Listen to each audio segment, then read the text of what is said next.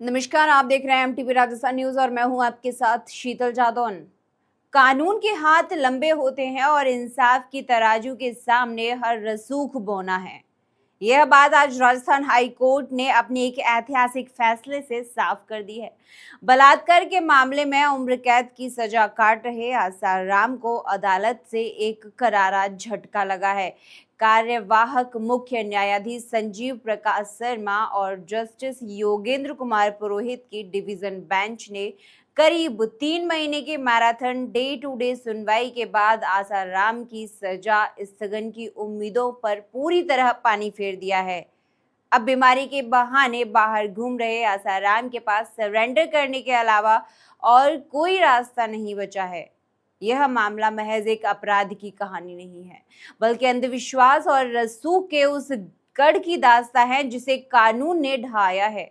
अगस्त 2013 में जोधपुर आश्रम की एक नाबालिग छात्रा ने इस संत का असली चेहरा बेनकाब किया तो पूरे देश में भूचाल आ गया था। अप्रैल 2018 में जोधपुर की एक विशेष पॉक्सो कोर्ट ने इस जुर्म के लिए आसाराम को आखिरी सांस तक जेल में रहने की सजा सुनाई थी। सिर्फ जोधपुर ही नहीं, जनवरी 2023 में गुजरात के गांधीनगर आश्रम की एक महिला अनुयायी से दुष्कर्म के मामले में भी उम्र कैद की सजा मिल चुकी है।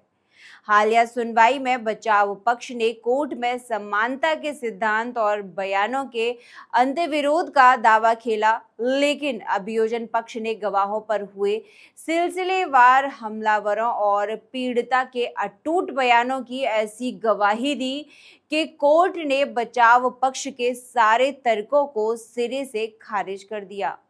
इस पूरे घटनाक्रम ने समाज, पुलिस और प्रशासन व्यवस्था के सामने कई बड़े सवाल खड़े किए थे। एक वक्त ऐसा था कि जब देश के रसूखदार लोग इस आरोपी के सामने सर झुकाते थे। ऐसे में पुलिस प्रशासन के लिए बिना किसी दबाव के 1021 पन्नों की पुख्ता चार्जशीट तैयार करना और गवाहों की सुरक्षा सुनिश्चित करना किसी अग्नि परीक्षा से कम नहीं था। प्रशासन की इस मुस्तैदी का नतीजा है कि आज न्याय अपने मुकाम तक पहुंचा है। यह फैसला समाज के लिए भी एक बड़ा सबक है कि आस्था के नाम पर आंख बंद कर लेना कितना आत्मघाती हो सकता है। यह मामला सिर्फ संदेश देता है कि कोई भी गद्दी या कोई भी चोला देश के संविधान से बड़ा नहीं हो सकता है। हाई कोर्ट का यह कड़ा रुख उन सभी लोगों के लिए एक कड़ा संदेश है जो यह सोचते हैं कि वह अपने पैसे और रसूख के दम पर कानून की आंखों में धूल झोंक सकते हैं। यह फैसला न केवल उस पीड़िता के सालों लंबी लड़ाई और हिम्मत की जीत है, बल्कि देश की न्याय व्यवस्था पर आम जनता के भरोसे की एक नई सुबह भी है। अब देखना यह होगा कि अंतरिम मेडिकल जमानत का वक्त खत्म होने के बाद आसाराम कितनी जल्दी कानून के सामने घुटने टेकता है। की खंडपीठ द्वारा एक लंबी सुनवाई करने के पश्चात अभियुक्त आसाराम की जो दोष सिद्धि थी उसको यथावत रखा है। कुछ धाराओं को जरूर हटा दिया गया है, जिसमें आपराधिक षड्यंत्र 120B का जो चार्ज था, कॉमन इंटेंशन धारा 34 IPC का जो चार्ज था, एक गैंग रेप का जो चार्ज था, क्योंकि 2 अन्य सह अभियुक्तगण संचिता और शरद उनको जो है बरी कर दिया गया है। तो निश्चित तौर पर जब उनको बरी कर दिया गया है तो किसी भी सूरत में अभियुक्त आसाराम का गैंग रेप में कोई कन्विक्शन नहीं हो सकता था और न ही उनको धारा 120B IPC और सेक्शन 34 इंडियन पिनल कोड में दोष सिद्धि की जा सकती थी।